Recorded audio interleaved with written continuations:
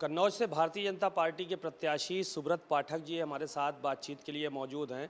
चुनाव प्रचार थम चुका है और कल मतदान भी होगा। बात करते हैं उनसे कि अभी तक उन्होंने क्या देखा, जनता का मूड क्या है यहाँ के, और प्रचार चूँकि लंबे समय तक चला, बहुत सारे नेताओं ने यहाँ अपना दखल रखा, यहाँ पर बहुत सारी बातें की, आरोप प्रत्यारोप का दौर भी चला। इस बीच कहाँ पर वो अपने आप को पा रहे हैं? सर, किस जगह पर देख पा रहे हैं आप अपने आप को, क्योंकि प्रचार थम चुका है? देखो, ज़बरदस्त मोदी लहर है ज़मीन पर। और मैंने 14 से बड़ी 19 से बड़ी 24 की लहर है। और साफ दिखाई पड़ रहा है कि मोदी जी फिर से प्रधानमंत्री बनने जा रहे हैं। आप अपने जीत के प्रति पूरी तरह से आश्वस्त हैं? नहीं नहीं, भाई जब मोदी जी प्रधानमंत्री तभी तो बनेंगे ना, जब सांसद जीतेंगे। जब सांसद ही नहीं जीतेंगे तो मोदी जी कहाँ से प्रधानमंत्री बनेंगे? तो स्वाभाविक है। मुझे तो उत्तर प्रदेश का हर बीजेपी कैंडिडेट सांसद चुनाव जीतते हुए दिखाई दे रहा है। एक सवाल ये था, अभी फेसबुक लाइव कर रहे थे आप, अपने लोगों से, तमाम लोग जुड़े भी थे आपके साथ, तो क्या अपील की उनसे और क्या क्या बातें कहीं, क्या समझाना चाहा लोगों को? नहीं नहीं, फेसबुक कर रहे थे, लेकिन चूंकि इंटरनेट समस्या थी, वो हो नहीं पाया सही से। मेरा उद्देश्य था लोगों को अधिक से अधिक मतदान के लिए प्रेरित करना, और लोग अधिक से अधिक मतदान करने जाएं। तो उसी को लेकर अपना कुछ इंस्ट्रक्शंस अपने फेसबुक के माध्यम से अपने मित्रों को देना चाहता था। जो समाजवादी पार्टी के यहाँ पर नेता हैं, उनके बड़े आरोप हैं आपके ऊपर। कहा कि चुनाव प्रभावित करने के लिए प्रशासन का दुरुपयोग कर सकते हैं। इसमें क्या सच्चाई है, एक पैसे भी? सपा सरकार में रही है, 2014 के चुनाव में उन्होंने ऐसा किया था क्या? अगर उन्होंने किया होगा तो हो सकता है कि प्रशासन फिर प्रभावित होता हो, या प्रशासन निष्पक्ष रहता हो, तो अखिलेश जी बता देंगे। भाई 2014 में यहाँ लोकसभा का चुनाव था, अखिलेश जी मुख्यमंत्री थे, उनकी पत्नी यहाँ से लड़ रही थी। तो क्या प्रशासन को उन्होंने प्रभावित कर लिया था क्या? अच्छा, आपका ये कहना है कि प्रभावित नहीं होता है, और कितने भी कोई नहीं, अभी तो अखिलेश जी बता सकते हैं ना। अगर प्रभावित होता होगा तो शायद उन्होंने भी कर लिया होगा, तभी वो हम भी प्रभावित कर लें, अगर इस तरीके की बात कर रहे हैं तो। अच्छा, यानी कि क्या आप मानते हैं आपकी सरकारें प्रभावित करती हैं? कह तो रहे ना, तो अखिलेश जी उत्तर देंगे ना। ये भाई हम तो मुख्यमंत्री। चुनाव के चुनाव तो आपने भी लड़ा है ना, तो आपको भली भांति मालूम रहा होगा कि क्योंकि सरकार तो समाजवादी पार्टी की थी। नहीं, अखिलेश मुख्यमंत्री थे उस समय पर, तो हम तो मुख्यमंत्री हैं नहीं। तो इसलिए हमने कहा तो अगर प्रभावित होता है सरकार से क्या, तो मुख्यमंत्री कर सकता है ना। तो अखिलेश जी बताएंगे कि किया कि नहीं किया। अच्छा, मतलब कट टू कट चल रहा है आपका जवाब, बहुत छोटा छोटा। एक सवाल ये था कि बड़े आरोप लगाए आपने जब समाजवादी पार्टी का यहाँ प्रचार चल रहा था कि बहुत सारे यहाँ पर अराजक तत्व हैं, बहुत सारे आतंकवादी गतिविधियों को यहाँ पे अंजाम देने के लिए लोग आए हैं, सब चले गए यहाँ से? तो कोई अराजक तत्व तो नहीं, किसी की हैसियत ही नहीं यहाँ जो सरकार में अराजकता कर ले। मैंने कहा, मेरी बात को आप लोग गलत एंगल पर ले गए। मैंने कहा कि मेरे तमाम मुस्लिम बाहुल्य क्षेत्रों में ऐसे मेरे कार्यकर्ता जो मुस्लिम हैं स्वयं, उनके माध्यम से सूचना आई, कुछ संदिग्ध लोग उनके यहाँ देखे गए हैं। तो संदिग्ध लोग कौन हैं? क्या रोहिंग्या हैं, क्या बांग्लादेशी हैं, कोई स्लीपर सेल के लोग हैं? ऐसा तो नहीं ये लोग आए हों यहाँ पर। चूँकि इस बार मुस्लिम गरीब भी भाजपा को वोट कर रहा है, मोदी जी को वोट कर रहा है, तो क्या उन गरीबों को, जो सपा की एक नीति रहती थी, जब सपा की सरकार होती थी तो सरकार में हर मुस्लिम एरिया में 4-6 उनके गुंडे होते थे, वो उनको मोटा पैसा दिया जाता था, चुनाव से पहले सरकार से भी उनकी मदद होती थी, ठेका पट्टा दुनियादारी, और वो लोग अपनी दबंगई के दम पर ऐसे गरीबों का वोट ज़बरदस्ती समाजवादी पार्टी में डलवाते थे, या जो नहीं देता था उसको वोट नहीं डालने देते थे, बूथ पर कब्जा करा लेते थे। तो ये सब होता था। तो क्या ऐसा तो नहीं है कि आज तो गुंडागर्दी करने की हैसियत नहीं है किसी की? जो यहाँ का कोई आदमी गुंडा, कोई माफिया, कोई दबंग, कोई कितना भी बड़ा हो, उसकी हिम्मत ही नहीं है। वो जानता है भाजपा की सरकार है, उल्टा लटका दिया जाएगा। तो ऐसे बाहर के वो लोग बुलाकर आतंकी या रोहिंग्या वाले आएंगे, कुछ हरकत करके चले जाएंगे, कहाँ उनको कहाँ ढूंढता कोई घूमेगा। तो इससे मतलब गरीबों को डराना धमकाना वो उन्हीं के समाज के, बाकी वो अन्य किसी को तो डरा ही नहीं सकते, कि अन्य खुद ही तो आज सब सबल हैं अपने आप में। तो कुल मिलाकर केवल वो उन मुस्लिम गरीबों के दबाने की कोई साजिश तो नहीं है, ये एक मन में आया। तो जब उनकी सूचना के हिसाब से, तो सूचना कोई आती है तो हमारा फ़र्ज़ है चुनाव में उसको, आयोग को और प्रशासन को सूचना वापस देना। क्या समाजवादी पार्टी के जो गुंडे थे अब शरीफ हो गए हैं, ये मान के चला जाए इस सरकार में? नहीं, डरे हुए हैं। शरीफ गुंडा कभी शरीफ हो सकता है क्या? वो तो मौका का इंतजार घात लगाए बैठा हुआ है कि जब मौका मिले तब एकदम से पकड़ के, जो जितना भूखा है, तो मैंने अभी 4 रोटी की भूख है तो 20-40 खाएगा, तो बिल्कुल तैयार बैठा हुआ है हर तरीके से। तो गुंडा घात लगाए बैठा हुआ है।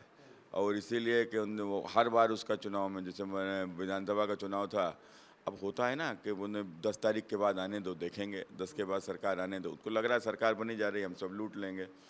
तो कुल मिलाकर मेरा कहने का सिर्फ यही है कि देखो, एक इनके जहन में है क्या, बदला। तो ये बदला किस बात का बदला? तुमने इनको वोट नहीं दिया, बस इस बात का बदला। तुम वोट इनको क्यों दो? क्योंकि इनके पिताजी बड़े आदमी थे, इसलिए इनको वोट दे दो। तुम उनके मतलब इनका उपलब्धि क्या है? बस ये मुलायम सिंह जी के बेटे। सुब्रत पाठक अपने आप को बड़ा आदमी नहीं मानते हैं? नहीं, बड़ा आदमी मीन्स देखो, बड़ा छोटा, बड़ा तो मैं शरीर में तो उनसे भी ज़्यादा बड़ा हूँ, लेकिन विषय वो नहीं होता है बड़ा छोटा। बड़ा माने इनकी नज़रों में बड़ा वही होता है जो बड़े बाप की औलाद होता है। इनकी नज़रों में तो चाय वाले का बेटा मोदी भी बड़ा नहीं है। इनकी नज़रों में एक साधारण परिवार में पैदा हुआ योगी भी बड़ा नहीं है।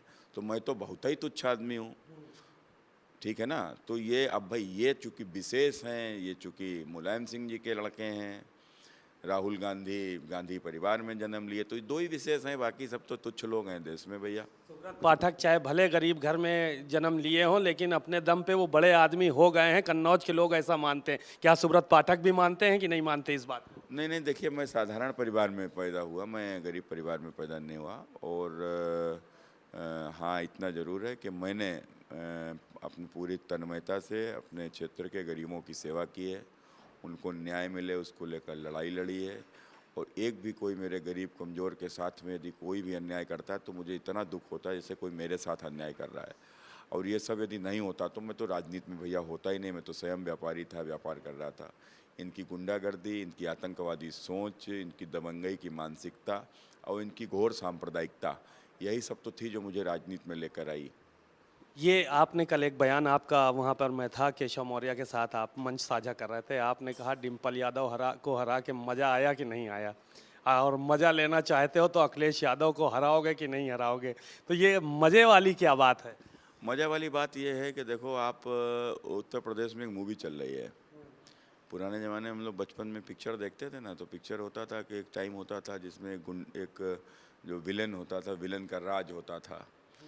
विलन के साथ में पुलिस भी, विलन के साथ में लोग भी, विलन के पास पूरा उसका रसूख है, रंगबाजी है, और जो चाहता है वही होता है। और वो उसके बाद में वो हीरो के परिजनों को भी मारता है, वो बेचारा पिटता रहता है। फिर एक समय ऐसा होता है कि वो हीरो जो है वो फिर विलन को मारता है, उसका साम्राज्य पूरा तहस नहस कर देता है।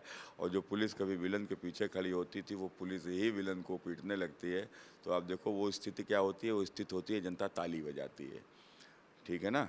तो कुल मिलाकर वही स्थिति उत्तर प्रदेश में, वही पिक्चर चल रही है। अखिलेश यादव विलन है? ये पूरा इनका साम्राज्य विलन का साम्राज्य था ना। गरीब शोषित वंचित, अच्छा किसी गरीब को ज़मीन पर तुमने कब्जा कर लिया तो तुम इससे क्या बहुत ताकतवर हो गए क्या?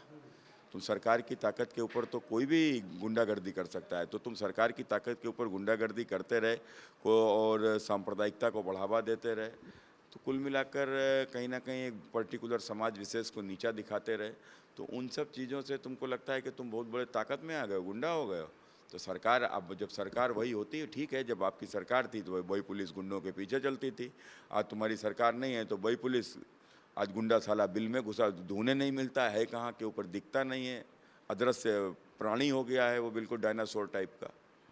कल आखिरी दिन था चुनाव प्रचार का, डिम्पल यादव भी यहीं मौजूद थी, शिवपाल यादव भी यहीं मौजूद थे, अखिलेश यादव का भी रोड शो था और एक बड़ी भीड़ भी देखने को मिली। तो क्या लगता है कि इस तरह की भीड़, ये कौन सी भीड़ आ रही है उनके पास? काहे की भीड़ देखने को मिली? उनके रोड शो में, उनकी सभाओं में? भीड़ तो भैया देखो, कन्नौज का कल आपको रैली का शायद ज्ञान नहीं होगा, मुख्यमंत्री जी की रैली वहाँ शायद ज्ञान नहीं होगा। और दोनों में लोकल की थी केवल, मैंने रसूलाबाद में सिर्फ रसूलाबाद विधानसभा की, कन्नौज में सिर्फ कन्नौज विधानसभा की। और रैली नहीं था, जन सैलाब था, ठीक है वो। और अखिलेश जी के संग UP 74, UP 78, UP 79, UP 85, UP 87, UP 75, और कोई गाजियाबाद से, कोई नोएडा से, कोई गाजीपुर से, कोई लखीमपुर से। तो कुल मिलाकर पूरा प्रदेश यहाँ के ऊपर उनको लड़ाने के लिए पड़ा हुआ है, और यहाँ के जो लोग हैं उनको लड़ाने को तैयार ही नहीं है। जीत के प्रति आश्वस्त हैं आप पूरी तरह से? तो फिर कहा मोदी जी देश के प्रधानमंत्री पिछली बार से भी अधिक मतों से जीत कर बनने जा रहे हैं। चलिए शुक्रिया। सुब्रत पाठक जी बड़े बेबाक नेता हैं, अपनी बेबाकी की वजह से जाने जाते हैं।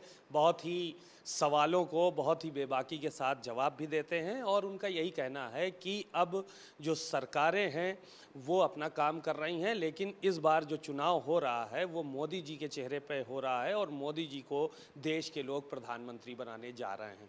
कैमरामैन मेहदी के साथ सीमा नकवी, भारत समाचार, कन्नौज।